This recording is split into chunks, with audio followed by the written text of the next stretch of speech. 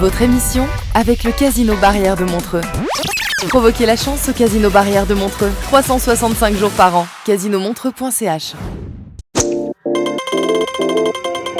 C'est quoi votre truc ?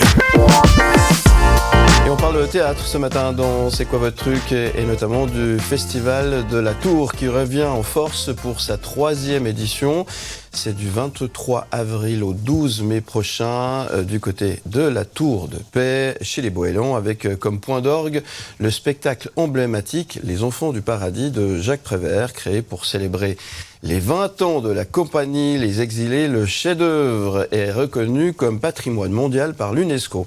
Cette 3e édition du Festival de la Tour promet d'être riche en surprises et en émotions, avec une jolie programmation, une jolie programmation captivante. Fondée en 2004 par 4 comédiens romans exilés à Paris, la compagnie Les Exilés célèbre cette année ses 20 ans de création. Avec une 60aine d'artistes suisses et étrangers en tout, plus d'une 20aine de spectacles à son actif, la compagnie réalise un vieux rêve en adaptant et en créant Les Enfants du Paradis de Jacques Prévert, un spectacle à grande distribution qui sera magnifié par l'écrin enchanteur de cette magnifique tour vagabonde. Et pour en parler ce matin, je reçois Steve Ricard, metteur en scène. Bonjour Steve. Bonjour. Merci d'être avec nous de si bon matin. Avec plaisir. Alors tout d'abord, bon anniversaire. Merci pour les 20 ans de la compagnie Les Exilés. Ouais, ça se fête quand même, 20 ans. Ça se fête, c'est pour ça qu'on a choisi ce spectacle Les Enfants du Paradis qui nous rappelle un petit peu nos débuts parisiens, parce que l'histoire se passe à Paris avec des jeunes artistes qui veulent faire carrière, donc ça nous a parlé. Et puis on était à l'époque très très fan de ce film emblématique du cinéma, mais magnifique, aussi de ce théâtre francophone avec ses grands acteurs, Pierre Brasseur, Arletty, et puis évidemment Jean-Louis Barrault. Ouais, ça va être un grand moment dans cette tour vagabonde, magnifique tour à la Tour de Paix, avec ce spectacle. Alors c'est une 60aine d'artistes, mais il n'y a pas 60 artistes sur scène là. Non, alors là sur le spectacle Les Enfants du Paradis, on est quand même une bonne 20aine à être sur scène. C'est-à-dire qu'on est une compagnie depuis 20 ans, on fait des spectacles et puis on travaille en équipe, on essaye de travailler sur l'esprit de troupe, parce que l'esprit de troupe est important pour des spectacles de ce genre-là, qui sont des spectacles, comment on dit, un peu choral. Donc, on essaie toujours de travailler avec des gens avec qui on aime travailler. Bien sûr qu'on a toujours des nouvelles personnes. Et puis, c'est de raconter l'histoire des Enfants du Paradis. C'est une troupe de théâtre. L'histoire, qui raconte l'histoire des Enfants du Paradis. Voilà. Et ça se passe dans cette fameuse tour vagabonde. Alors c'est pas un endroit comme dans un théâtre normal où il y a une scène, on est assis. Là, on est assis un peu comme dans un chapiteau finalement. Alors c'est un chapiteau, c'est pas tout à fait un cirque, mais c'est quelque chose qui est rond et on a plusieurs niveaux de jeu et plusieurs niveaux pour les spectateurs. Il y a 2 balcons, un parterre. Et puis l'idée c'est justement de revenir sur les Enfants du Paradis, parce que le paradis c'est le dernier balcon au théâtre, c'est le balcon où les places sont les moins chères. On appelait ça aussi le poulailler. Donc ce chapiteau se prête très bien à faire vivre cette histoire des Enfants du Paradis qui se passe beaucoup dans des théâtres. On a des théâtres dans le théâtre, avec évidemment des acteurs et des actrices qui sont au paradis, qui jouent les Enfants du Paradis. Enfin, les personnages qui sont au paradis. Donc on s'amuse avec cette tour vagabonde qui permet aux spectateurs de rentrer, de voyager quelque part. On est un peu ailleurs dans cette tour. Et puis on n'est pas vraiment totalement immersif, mais c'est presque du théâtre immersif, c'est-à-dire qu'on utilise toute la structure et on joue partout. Bon, ça rend l'exercice sympathique et la pièce différente du coup. Le mot immersif, on me l'avait piqué, mais c'est ce que j'allais dire, c'est que finalement ça donne cette impression d'être complètement dans la pièce. On est dans la pièce. D'ailleurs, à un moment donné, comme je l'ai dit tout à l'heure, il y a du théâtre dans le théâtre. Donc à un moment donné, le public est lui-même spectateur du théâtre dans le théâtre. On tourne autour de lui, on fait vivre le spectacle avec le public. Et ça nous est très important pour adapter ce scénario de film, parce qu'à la base c'est un scénario de film qui est adapté pour le théâtre, donc de pouvoir avoir plusieurs espaces de jeu, d'intégrer les spectateurs au jeu finalement, permet finalement d'adapter ce qui a été fait pour le cinéma au théâtre. Alors, Festival de la Tour à la Tour de Paix. Alors, il y a Les Enfants du Paradis, mais il y a aussi d'autres spectacles qui se greffent en quelque sorte au concept. Tout à fait. Alors, c'est la 3e édition de ce festival. Donc là, il y a ce gros spectacle Les Enfants du Paradis pour les 20 ans de la compagnie qui va durer 2 semaines. Et la 3e semaine, on accueille d'autres artistes de Suisse romande, dont Karim Slama qui vient faire son spectacle Monsieur sur le mime, petite référence aussi aux Enfants du Paradis, puisque dans Les Enfants du Paradis, on parle aussi de mime. Bien sûr. Nous avons bien sûr Thierry Meury et Pierre Miseret qui viennent nous raconter leurs histoires et leur carrière avec des sketchs de toutes ces dernières années. On a aussi de la comédie musicale, comédie musicale délirante, un peu décalée, avec Blanche-Neige ou presque, une troupe qui essaye de monter Blanche-Neige en comédie musicale et ça ne se passe pas bien du tout, donc c'est très très drôle. Ouais. Et puis on a évidemment Philippe Cohen qui aussi travaille avec nous sur Les Enfants du Paradis pour mettre en place les mimes, parce que Philippe Cohen a beaucoup travaillé le mime, et là il vient faire son spectacle d'improvisation, il reprend son grand spectacle qui est le Cid improvisé. Et puis évidemment, des concerts. On a aussi des concerts de chansons françaises, du slam et de la chanson française avec 713 Cara et les Fils du Facteur. Plus d'autres choses évidemment, spectacles pour enfants, etc. Bon, le programme complet est à retrouver sur le site internet. N'hésitez pas à aller faire un petit tour. Ça a un côté très... on est très proche du public, là, j'imagine, quand on joue dans cette fameuse tour vagabonde. Alors oui, c'est le but. C'est-à-dire que la tour vagabonde a été conçue comme un théâtre élisabétain. C'est une reproduction pas exactement fidèle, mais dans l'esprit du Globe de Shakespeare. Et puis on est avec une scène, contrairement au théâtre qu'on connaît, au théâtre frontal, on est dans une scène qui avance dans le public. Donc où qu'on soit dans cette tour, même si on peut quand même accueillir 280 personnes, on a l'impression d'être dans l'intimité, d'être près des acteurs et des actrices qui jouent sur scène. On est vraiment avec eux, où qu'on soit. Et pour les comédiens, ça change un petit peu les choses de jouer comme ça, quand même. Alors ça change parce qu'on voit le public, on est proche du public. C'est pour ça qu'on utilise la tour comme j'ai dit tout à l'heure en immersif aussi, parce qu'on est vraiment très proche des spectateurs. Et ce qui est bien, c'est au niveau de l'écoute aussi, parce que l'acoustique est très bonne. Du coup, on entend bien partout. Ce que disent les artistes, et puis pour la musique aussi, c'est une très très belle structure. C'est un bel endroit, c'est un beau festival et une jolie programmation à découvrir sur festivaldelatour.ch. C'est du 23 avril au 12 mai prochain, ça se passe chez les Boëlons à la Tour de Paix. Facile à se rappeler, la Tour, Festival de la Tour de Paix, Tour Vagabonde, c'est facile. Pensez à la Tour et vous allez trouver, il n'y a pas de souci. Exactement. Bon, qu'est-ce qu'on peut souhaiter alors à toute cette troupe et aux metteurs en scène on peut souhaiter que les spectateurs qui viennent nous voir prennent du plaisir, parce que c'est pour ça qu'on fait du théâtre, c'est pour donner du plaisir aussi, et puis que nous aussi on prenne du plaisir, parce que le plaisir se communique. Se partage. Ah ouais. Donc j'ai une attache pour nos voisins romains. On appelle ça l'escroquerie, c'est mon métier. Je suis en bonne compagnie avec ça. Énorme. Je suis Comor, vendeur de drogue. Philippe Morax qui arrive dans le grève. C'est ce... Ça va donner de la peine. Presque me faire oublier qu'il est 7h. L'invité du matin. Ce matin, on parle de la 23e édition du championnat du monde de Tracassais qui se prépare à Épaisse, en Lavaux, capitale incontestée de ce véhicule vigneron traditionnel. Cette compétition à mi-chemin entre tradition et spectacle offre un mélange unique de folklore vaudois et de créativité débridée. Les Tracassais, ces véhicules emblématiques de la région, seront une fois de plus sous les feux de la rampe. L'histoire de ce championnat remonte à 1956, un peu d'histoire, à Cuy, organisé à l'époque par le FC Vignoble. Après une pause, c'est la société de jeunesse d'Épaisse qui a relancé l'événement en 1979. Et depuis, cette compétition est organisée depuis quelques années maintenant par le Ski Club d'Épaisse, qui a repris l'organisation afin que la tradition ne se perde pas et reste dans le village des Épaissiens. Cette année, la 23e édition promet d'être plus spectaculaire que jamais, avec l'espoir que cette tradition justement ancrée à Épaisse continue de rayonner au-delà des frontières. Et c'est le cas, on va en parler dans un instant. Rendez-vous le 27 avril prochain à Épaisse, en Lavaux, et sur tracassais.ch pour en savoir un petit peu plus. Ce matin, je reçois Vincent Gué. Bonjour. Bonjour, merci pour l'introduction. Avec grand plaisir. Vous êtes président du comité d'organisation de cet événement. C'est une grosse responsabilité, championnat du monde quand même. C'est surtout un grand plaisir. C'est surtout un grand plaisir au-delà de la responsabilité. Non, c'est clair qu'on est conscient du poids des responsabilités sur le comité, dans l'objectif de perdurer cette tradition. C'est clair que ça fait de nombreuses années, vous l'avez dit, ça fait 45 ans maintenant qu'elle est installée à Épaisse et on a envie de la garder à Épaisse, c'est important. Aussi de par la particularité du paysage et du terrain qui en fait un joli terrain de jeu. Donc c'est clair que pour nous, c'est très beau de garder ça à Épaisse. Effectivement. Bon, ça se prépare bien. C'est dans quelques jours. Vous m'avez dit que vous étiez un peu inquiet pour la météo, mais on peut espérer que d'ici là, ça tourne. Ça va, il fera beau. Il fera beau. Non, le 27 avril. Donc c'est le 27 avril. On a encore le temps que la météo change et tourne, mais il fera beau. On est convaincus. Mais c'est clair.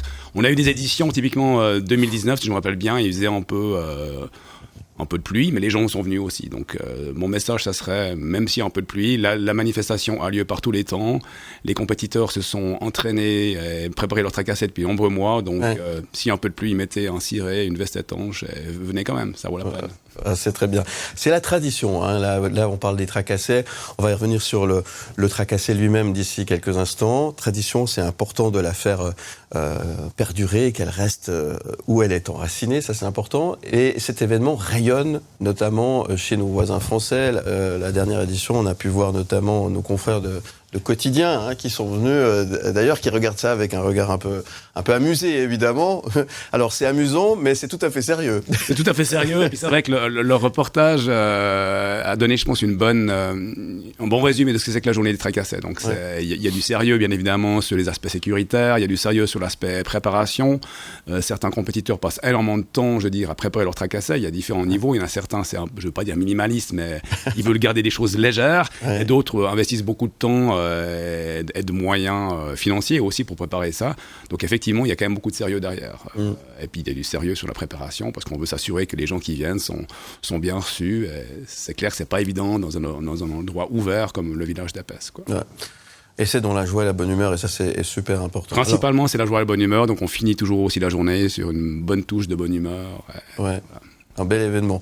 Alors, revenons sur le tracassé lui-même. Rappelez que ce tracassé a d'abord une fonction très importante. C'est ce véhicule qui permet d'aller dans les vignes, notamment en période de vendange. Alors, tout le long de l'année, finalement. Parce que finalement, c'est un véhicule qui permet d'aller dans les endroits très pentus. Il peut aller dans des pentes jusqu'à 25 degrés.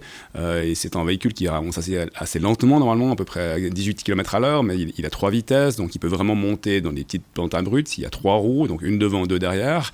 Et c'est un engin qui a été fabriqué pour la première fois en 1950 à Perrois, d'accord. On ne sait pas exactement combien qui ont été fabriqués, mais on pense à peu près 300, mais on n'est pas vraiment sûr du chiffre. Donc c'était l'atelier Martin à Perrois qui les produisait. Et ce qui est intéressant à noter, c'est que le premier festival des tracassés a déjà eu lieu en 1956, comme on l'avait dit, à Cuilly. Donc, très rapidement, il y a eu quelque part un engouement de dire, ce véhicule, on l'utilise tous les jours pour la vigne, mais faisons-en quelque chose une fois par année. Donc il y avait une sorte de concours d'élégance à Cuilly en 1956. Je crois que le premier prix, c'était 2 assiettes de filets de perche au restaurant du Raisin. Donc c'est assez intéressant. C'est une bonne adresse. Exactement. Donc, quand on relit un peu les chroniques de Lavaux, c'est joli de voir un peu comment l'histoire a évolué. C'est clair que maintenant, il y a beaucoup plus de monde qui vient, beaucoup plus de spectateurs, beaucoup plus de concurrents, et on en est ravis. Alors, ce championnat du monde, alors c'est jugé, j'imagine, c'est quoi? C'est l'originalité. Alors, c'est pas un concours de vitesse, évidemment pas, on l'a bien sûr compris. Comment vous jugez et comment est-ce qu'on peut gagner ce concours de Alors, il y a eu un concours de vitesse, effectivement, sur les années précédentes. Pour des raisons sécuritaires, on a dû un peu changer d'approche. Donc, on est parti sur un concours d'agilité. C'est un parcours chronométré. Donc, on va établir un temps de référence. Et il y aura certaines étapes au milieu du parcours qui vont demander de l'adresse et d'habilité des compétiteurs. Et c'est pas celui qui va arriver le plus vite, mais c'est celui qui va arriver le plus proche du temps de référence qui va gagner le concours d'agilité. Et après, il y a 2 autres concours qui sont principalement notés sur la décoration. Donc c'est le prix du jury, donc on a à peu près une dizaine de personnes qui sont des jurys semi-professionnels, disons. Non, mais qui ont une tabelle de notation sur différents points, donc voilà. Et après, il y a le prix du public qui peuvent voter pour tous leurs tracassés préférés, parce que chaque fois qu'ils achètent une bouteille de vin blanc ou de vin rouge, ils reçoivent un petit bout de serment de vigne qu'ils peuvent mettre dans une caisse avec les numéros du tracassé pour lesquels ils veulent voter. Ah, c'est magnifique. Combien de participants? Combien de tracassés Alors, c'est toujours un peu... ça fait partie du folklore, c'est qu'on ne le sait jamais vraiment jusqu'au jour de réalisation. Donc, on a imprimé 50 dossards. L'année passée, il y en a à peu près 35. Je sais cette année, on a quand même voulu... cette édition, on a quand même voulu que les gens s'inscrivent. Donc, on a déjà à peu près 33 inscrits. Je pense qu'on va pas être loin des 40. Donc, peut-être un nouveau record, dont pas mal de nouveaux. Donc, a priori, il y a certains tracassés qui traînent encore dans des granges à droite, à gauche, que certains sont attelés à retaper. Parce que c'est vrai que c'est des vieux moteurs, c'est des vieilles mécaniques. Donc, j'ai un ami qui en a acheté un. D'ailleurs, il a tout démonté, tout refait, tout repeint, tout ressablé. Donc, beaucoup de travail, mais... C'est la passion. Ça reste, c'est exceptionnel. C'est qu'en Suisse qu'il y a le tracassé. On n'en a pas. C'est qu'en Suisse, à ma connaissance. Un espèce de tuk-tuk des vignes. Ouais, exactement, tuk-tuk des vignes. Ouais, effectivement, c'est ça. Ouais. Il y a eu des modèles un peu similaires. Il y a des modèles similaires qui sont commercialisés maintenant en France sur un modèle électrique, qui ressemble plus ou moins à ça, mais ressemble à plus à un tuk-tuk effectivement qu'un tracassé. Le tracassé est quand même assez bas, et puis il y a une largeur aussi. Assez spécifique justement qui permet de passer dans les petits chemins de vigne. C'est ça. Et il y en a qui ont des idées incroyables. On a quelques images qui défilent. On vous invitera, bien sûr, si vous êtes à la radio, en train de nous écouter, à aller voir le podcast. Vous aurez quelques images plutôt intéressantes des éditions précédentes de ce festival de tracassé, enfin ces championnats du monde de tracassé. Championnat du monde. C'est important pour la région aussi, cet événement, parce que c'est une jolie vitrine, finalement, notamment pour les vignobles et puis tout simplement pour la région. Ouais, je pense que c'était effectivement, et on a aussi le soutien des autorités, de la municipalité de Bourg-en-Lavaux. Je dis merci, parce que c'est important effectivement d'avoir le soutien des autorités dans ce cadre-là. Je pense effectivement c'est une jolie vitrine, comme vous l'avez mentionné. L'année passée, on a eu plusieurs éditions télévision qui ont pu mettre en avant ça, donc pas seulement le quotidien, mais aussi en reportage plus tard de Passe-moi les jumelles. Donc ça permet aussi d'ancrer un peu ça dans je ne veux pas dire la mémoire collective, mais quand même, ça reste un élément important du patrimoine à la Bourgogne. Ah ouais. Ça va donner de la peine. Presque me faire oublier qu'il est 7h. L'invité du matin. 23e édition des championnats du monde de tracassé, c'est le 27 avril prochain à Épaisse-en-Lavaux. Vous allez sur tracassé.ch pour avoir toutes les infos. Et ce matin, j'ai le plaisir de recevoir Vincent Guay, président d'organisation de cet événement très attendu le 27 avril. Alors, le public, justement, parce que la course, elle est à quelle heure, en fait? Il y a plusieurs courses, il y a plusieurs manches. Comment ça se passe? Alors, la course, elle commence au milieu d'après-midi, mais les tracassés arrivent sur la place d'Épaisse à 13h. Pour finalement être stationné et pour être montré, je dirais, au public. D'accord. Donc, l'idée, c'est vraiment d'arriver vers, je dirais, 12h, 12h30. D'ailleurs, il y a des stands de restauration. Donc, venez tôt, prenez l'apéro à 11h30. Mangez à midi, et puis soyez bien en place pour 1 heure quand les tracassés arrivent. Après, ils vont se déplacer sur le parcours, effectivement. Donc, de 13h à 14h, le public peut les voir de près. Il y a le jury qui va les noter. Le public pourra déjà faire choisir son favori ou ses favoris. Et après, à partir de 14h, ils vont se déplacer sur le parcours d'agilité. Et la course, elle va être échelonnée entre 14h30 et je dirais 17h, si tout va bien, indépendamment du nombre de tracassés qu'on a envoyés aussi. Et puis, bien évidemment, on n'est toujours jamais à l'abri qui tombe en panne au milieu d'un chemin très étroit qu'on doit remorquer. D'ailleurs, certaines photos le montraient avec un autre tracassé. Donc, ça peut des fois, on ne sait jamais. C'est quand même des véhicules capricieux, surtout les moteurs. Quoi. D'accord. Donc, on n'est pas à l'abri d'une surprise. On estime que vers 17h30, en théorie, on devrait avoir terminé. 18h, c'est la remise des prix. À 17h30, on aura un intermède musical, je dirais, sur place, à Épaisse. Et puis voilà, pour faire perdurer l'ambiance. Voilà, il y a l'after après quand même. Il y a l'after, Vous n'allez pas me faire croire qu'à Épaisse, ça s'arrête à 18h. Non. Alors après, le programme s'arrête. L'autorisation de police est jusqu'à 23h30 ou 24 minuit. Donc voilà, on va traîner jusque par là. D'accord. Donc, évidemment, c'est ouvert à tout le monde. Si vous avez envie de passer un bon moment, il faut y aller. Et j'ai une question qui peut vous paraître peut-être un peu bête, mais à Épaisse, on se gare où quand on vient Non, alors c'est pas une mauvaise question. Parce qu'il n'y a pas de place de parc. Non, il n'y a pas de place de parc. Surtout le village est fermé à la circulation. Ouais. Donc il y a deux choses. D'abord, j'encourage vraiment les gens à venir par les moyens de transport public, d'accord. Donc, sortir des trains de Cuilly ou alors de Pidou ou Chèvre, où on organise des navettes gratuites, donc qui transportent les gens toutes les 20 minutes de ces points à l'entrée du village d'Épaisse. Donc ça, c'est la première solution.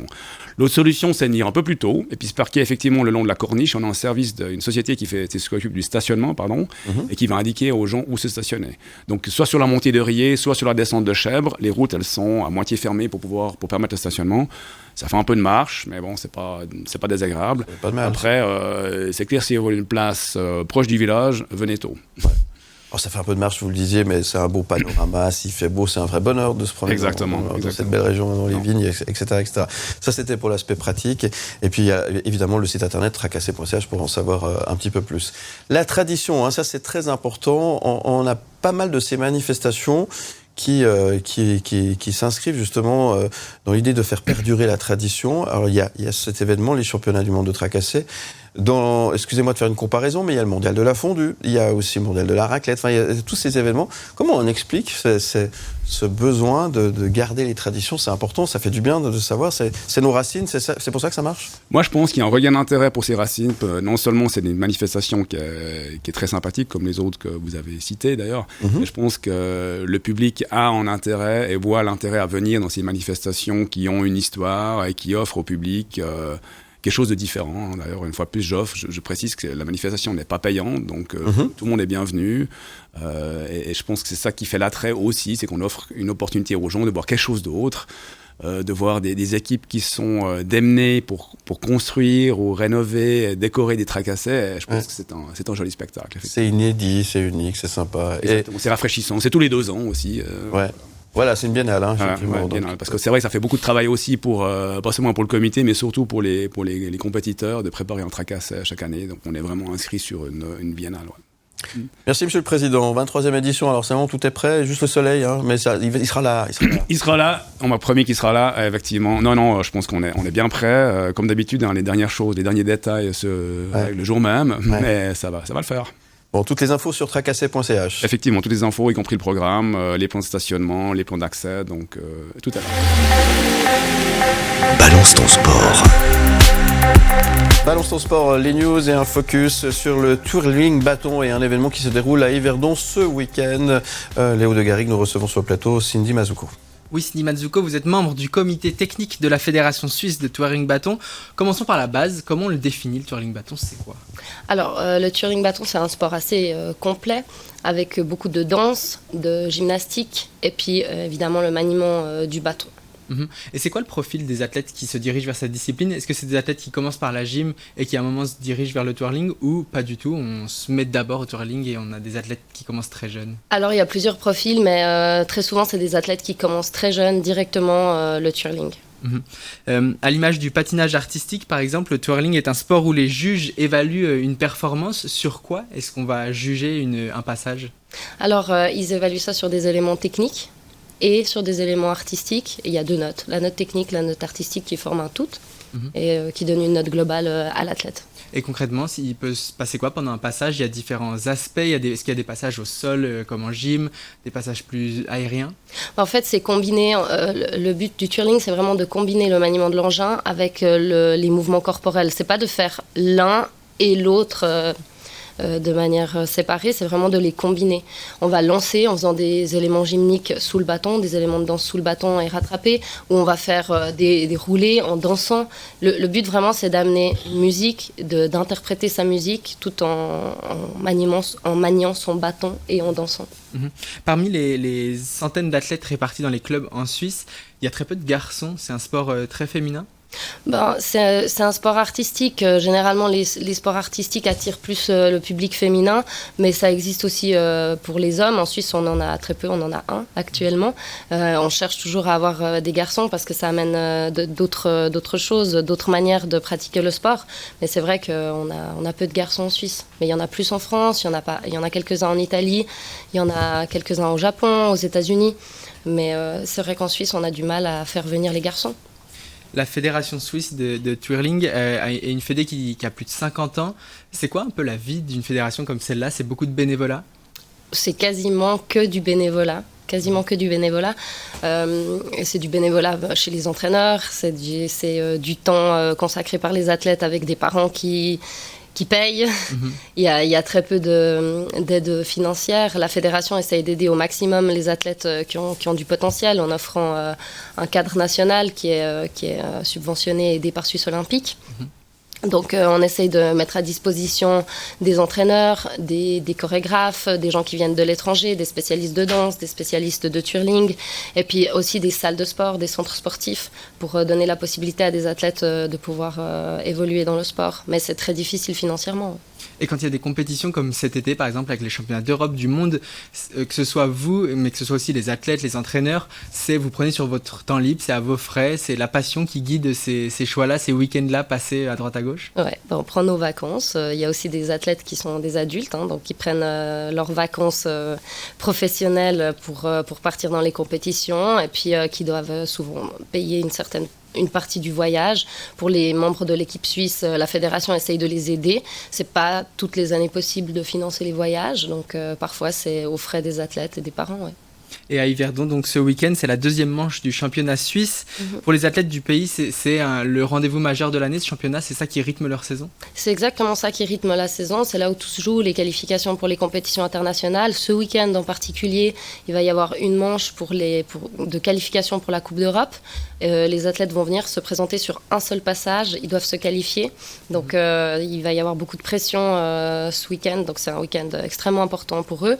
Et puis après, il restera les finales, la troisième manche du championnat suisse dans 2 semaines à Lausanne. Donc tout va se passer là ces prochaines semaines, tout va se jouer.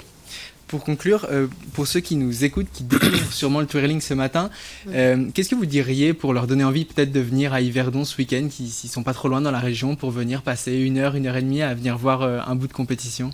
Je leur dirais de venir découvrir un sport qui est ultra divertissant. Le twirling, au-delà du fait que c'est un sport, je pense que c'est un art, c'est un spectacle, c'est de l'interprétation. C'est comme si on va voir une comédie musicale, on peut aller voir un championnat de twirling. C'est des athlètes qui sont passionnés, qui font ça, justement, pas pour de l'argent, juste par passion, et envie de montrer le travail qu'ils ont fait pendant toute une année en salle de sport pour se préparer. Donc c'est divertissant, c'est joyeux, c'est rafraîchissant. Il faut venir voir, il faut venir découvrir. Merci beaucoup Cindy Mazzucco. Donc la deuxième manche du championnat suisse de twirling bâton, c'est samedi 20 et dimanche 21 avril du côté d'Yverdon. C'est ce week-end à la salle des îles. Allez y faire un tour, c'est gratuit et c'est l'occasion de découvrir une belle discipline. Le journal de la musique avec David Letard. Bonjour David Letard. Bonjour Philippe, bonjour à tous. Comment ça va ce matin? Très très bien, merci. Merci d'être avec nous. Allez, on commence tout de suite avec l'actualité et des nouvelles de Francis Cabrel. Le festival Le Chant du Gros vient de dévoiler sa programmation. Il y aura du Joey Starr, Pascal Obispo, Saez, Camille et Julie Berthelet, Claudio Capeo, Slimane, Patrick Fiori ou encore bien sûr du Francis Cabrel. La 32e édition qui se déroulera du 5 au 7 septembre au Noirmont dans le Jura. Le festival Le Chant du Gros sera très prochainement nos invités sur ce plateau pour parler en long et en large de ce nouveau cru 2024. Dans les couloirs, tu t'arranges pour éviter les miroirs, mais ça continue encore et encore. Allez, on parle de John McCartney aussi. Les fils de Paul McCartney et de John Lennon viennent de sortir un single ensemble et il s'appelle Primrose Hill. Il est signé James McCartney, donc John Ono Lennon, et ils ont coécrit ensemble cette chanson acoustique. Ce titre évoque les souvenirs heureux du temps passé dans la ville de Londres. James McCartney sort régulièrement des albums en solo depuis 2010 et ce titre intervient après que de folles rumeurs ont émergé l'année dernière au sujet d'un éventuel super groupe formé par les enfants des Beatles originaux. Avis aux fans, le fils de Paul vient de démentir une nouvelle fois cette rumeur. Il également avec Patrick Bruel et un collectif féministe qui réclame l'annulation de sa venue, notamment aux Francopholies de La Rochelle. Oui, c'est aussi l'actualité musicale cette semaine. Patrick Bruel pourra-t-il se produire cet été aux Francopholies ? Une association féministe qui s'appelle Nous Toutes 17 demande la déprogrammation de sa venue 5 ans après des accusations d'agression sexuelle et d'exhibition à son encontre. Il est actuellement en grande tournée pour la promotion de son nouvel album. Il passera également par la Suisse en juillet à Chant sous les étoiles. 2 enquêtes visent le chanteur. Pour le moment, ni les équipes des Francopholies de La Rochelle ni Patrick Bruel n'ont réagi à l'affaire. Une vidéo d'Amy Winehouse est sortie cette semaine.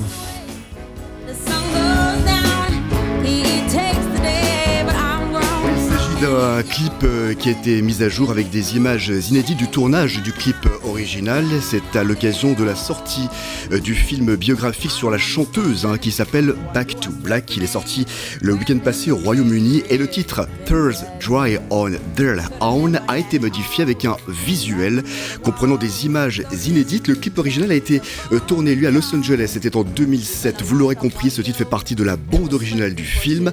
En parlant du film, Nick Cave vient de signer le titre Song for Amy. C'est lui, entre autres, qui a composé la musique du biopic. Le film sort en Suisse romande le 24 avril prochain.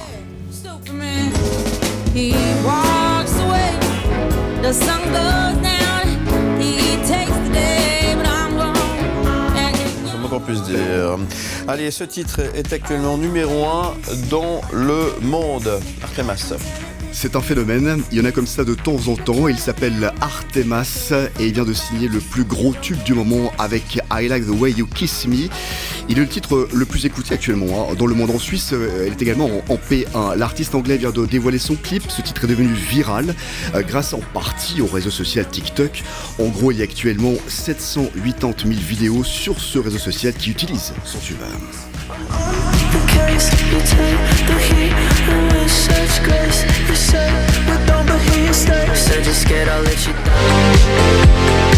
Le journal de la musique avec David Letard. Et notamment Taylor Swift qui fait parler d'elle et qui sort un tout nouvel album ce vendredi, David. Est-ce que trop de Taylor Swift tue Taylor Swift ? Je ne sais pas, le phénomène Taylor Swift en pleine tournée mondiale. L'artiste milliardaire, la première avec des revenus uniquement provenant de sa musique, avait promis une suite à son précédent album Midnights, écoulé à près de 3 millions d'unités. Le nouvel opus s'appelle The Tortured Poets Department, c'est son 11e album.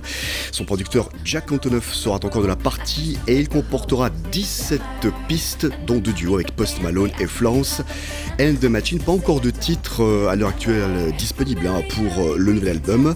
On rappelle qu'elle sera en Suisse au mois de juillet, c'est complet, tu m'étonnes. En attendant le nouveau Taylor Swift, il sort ce vendredi, nouvel album donc.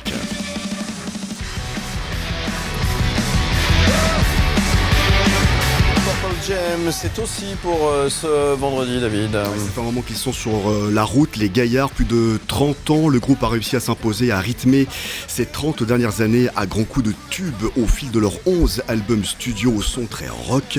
3 ans qu'ils n'étaient pas revenus aux affaires. Ce sera chose faite ce vendredi avec Dark Matter, le 12e album. Dark Matter de Pearl Jam, c'est pour ce vendredi. Mylène Farmer aussi fera parler d'elle ce vendredi avec un album remix qui sort aussi, vous l'avez compris, ce vendredi.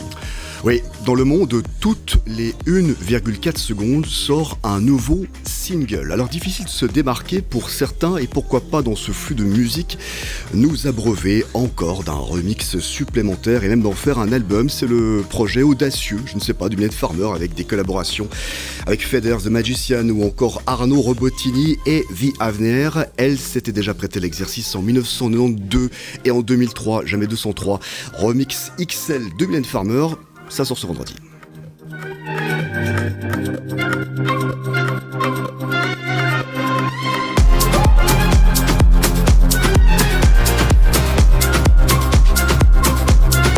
Ça chatouille vos oreilles, Philippe. Je sens. Ça chatouille vos oreilles. Ouais. Vous avez des nouvelles de Rondo Veneziano ? J'adorais Rondo Veneziano. Non mais c'est vrai en plus. C'est bien. Peut-être des remixes, j'en sais rien. S'il vous plaît, séquence rattrapage, puisque c'est sorti il y a quelques jours. Elle vient de sortir un tout nouveau single, il s'appelle I Forgive You, et il est évidemment extrait de son dernier album qui sortira le 3 mai, son 10e, Reasonable Woman, un album qui comprend de nombreuses collaborations, comme elle aime le faire, comme par exemple avec Kylie Minogue, Paris Hilton et Kali. I Forgive You en mode slow, le nouveau Sia, c'est sorti il y a quelques jours.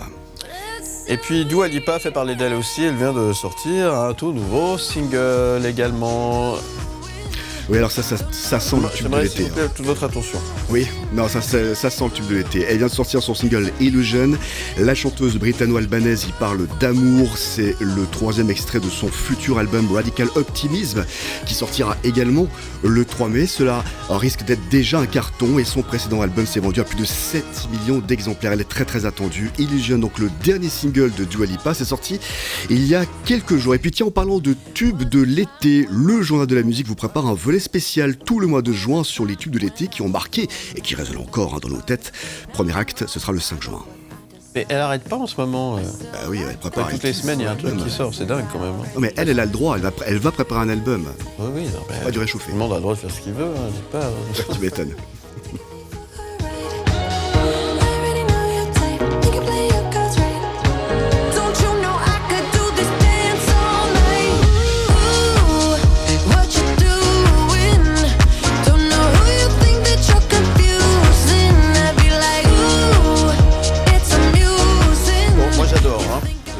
J'adhère complètement. Dua Lipa, donc nouvel album, c'est pour ce vendredi aussi. Le 3 mai, non, ça c'est Illusion, c'est le nouveau single. Alors attendre jusqu'au 3 mai. Oui, mais j'en parlerai encore. Ça va être long, ne vous inquiétez pas, chef. Le journal de la musique, avec David Letard. Bonjour Michel May. Bonjour. Merci d'être avec nous dans le journal de la invité. musique. David Letard, on va se rendre en Valais, on va découvrir la programmation du Pulp Festival. Belle programmation pour cette édition 2024 avec notre invité Michel May. Et un festival qui dure sur plusieurs mois. Oui, 5 mois. Une invitation au voyage, les légendaires roclettes et électroclettes sur les sommets alpins du Val-de-Bagne, les salons flottants sur le lac du Louchet à Lens ou encore la Mountain Session au Bec de Bosson.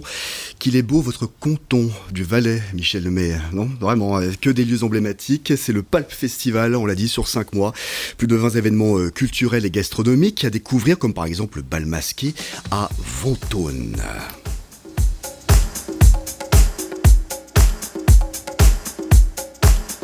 Avec Yuxek. Alors, bon, déjà, je vous le dis, on va pas s'étendre là-dessus.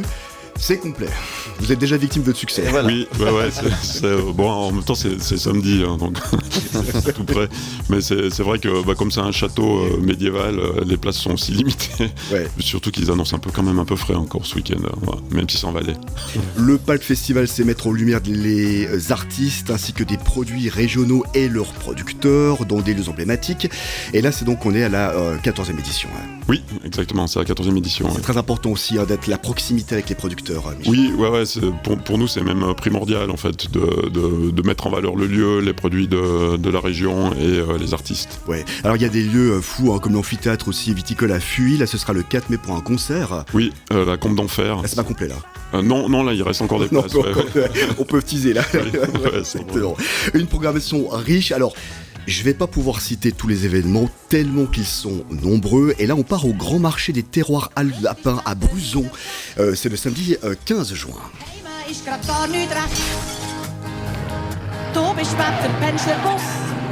Là, on est avec Miss Helvetia pour une prestation musicale qui ne vous laissera pas indifférent, Michel May.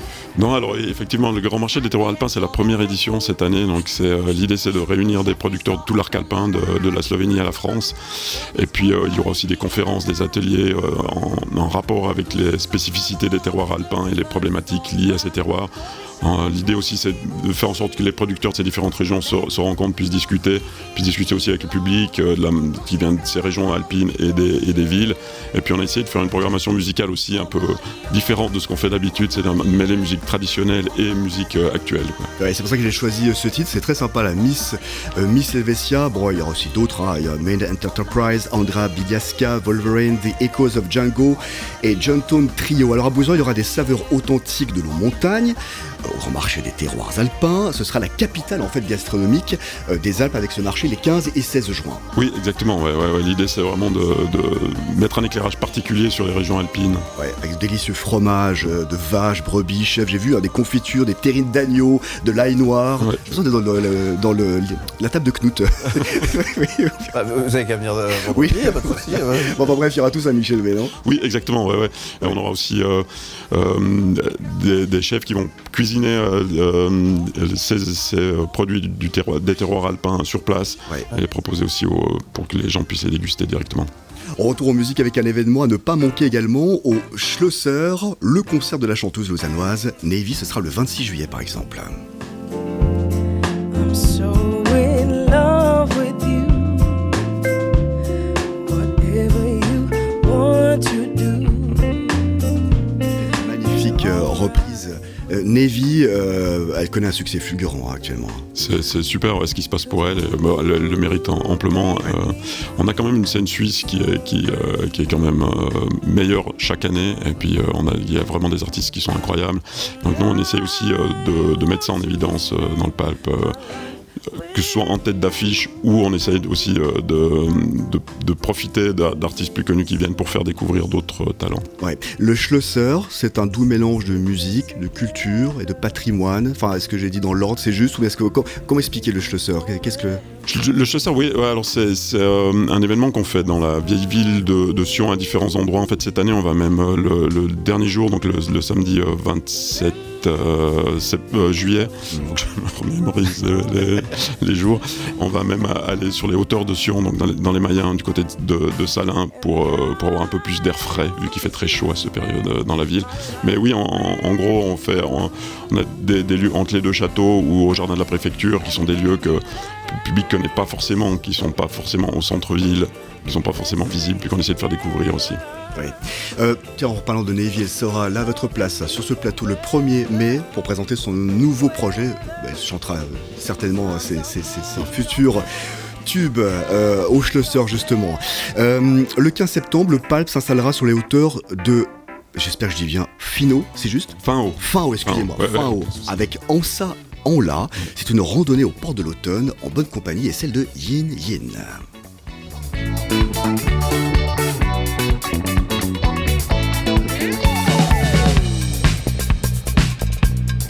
C'est un groupe de disco psychédélique, de funk. Ils sont néerlandais, c'est juste ? Oui, exactement, ils sont néerlandais.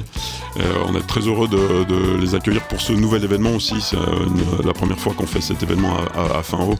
C'est en fait une randonnée avec le concert au terme de cette randonnée, quoi. Alors c'est une randonnée illuminée dans les mélèzes et ponctuée d'un concert offrant une vue incroyable sur le balcon du Mont Blanc. Est-ce que j'ai bien pu situer où c'est ? J'essaie de m'imaginer, mais... Oui, c'est sur les hauteurs de Finot, dans un endroit qui est magnifique. Ouais.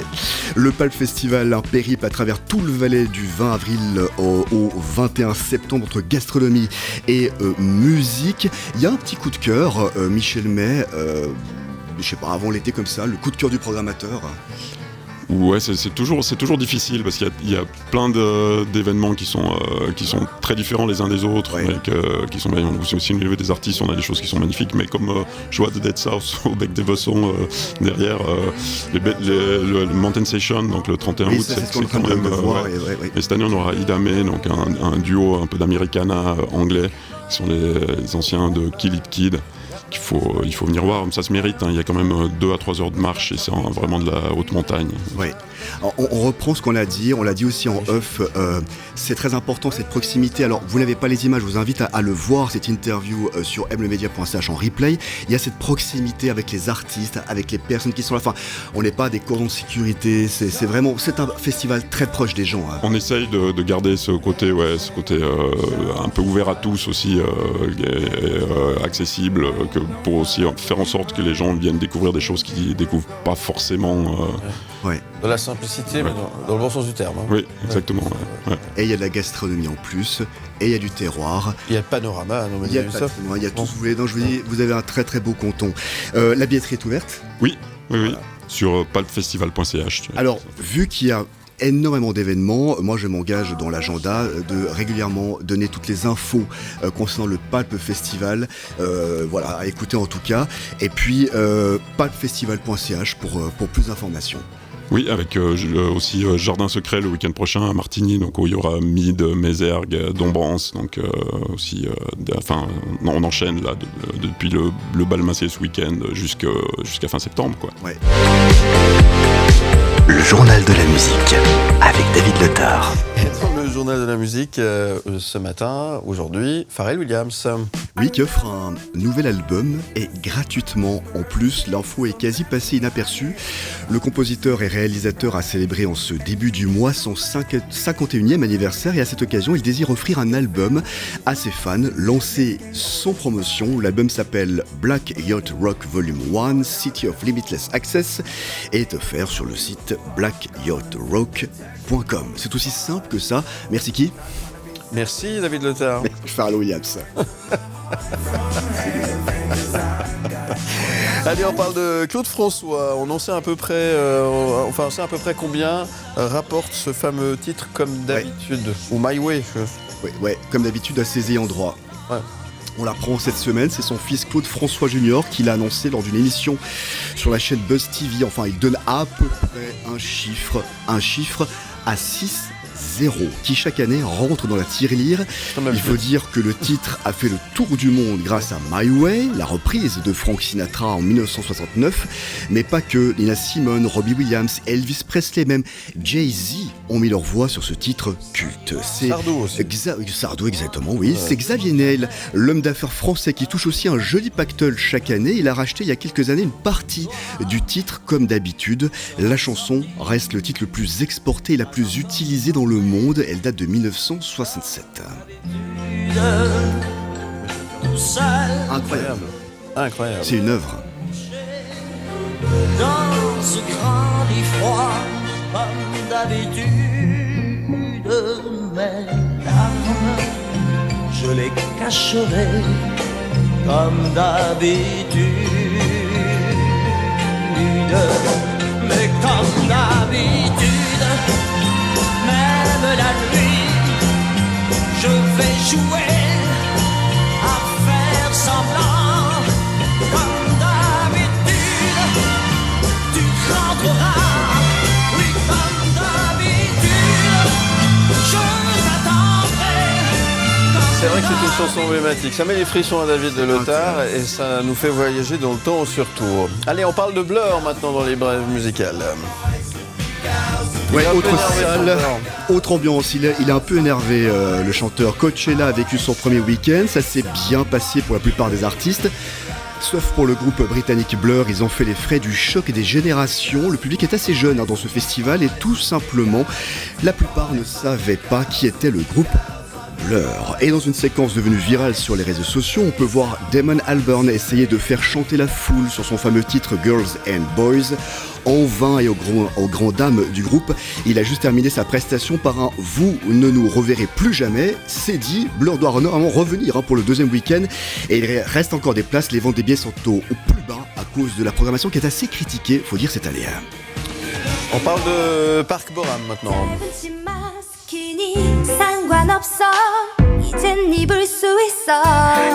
Dans le journal de la musique, on laisse explorer un peu tous les styles de musique et là c'est de la K-pop et malheureusement, mauvaise nouvelle, la chanteuse est décédée à l'âge de 30 ans. On l'apprend cette semaine, l'artiste sud-coréenne se trouvait avec deux amis au domicile de l'une d'elles lorsqu'elle s'est effondrée à cause d'un arrêt cardiaque. Et c'est un nouveau drame dans le monde de la K-pop. Beaucoup ont disparu ces dernières années. Il faut dire que l'exigence imposée aux artistes par ces industries a causé de graves problèmes de santé chez certains d'entre eux. Elle était en train de préparer un nouvel album. Mais 30 ans ? 30 ans. C'est terrible ça quand même. Bon, pas la première justement, victime. Ça, c'est très bizarre. Ok, merci beaucoup David Letard.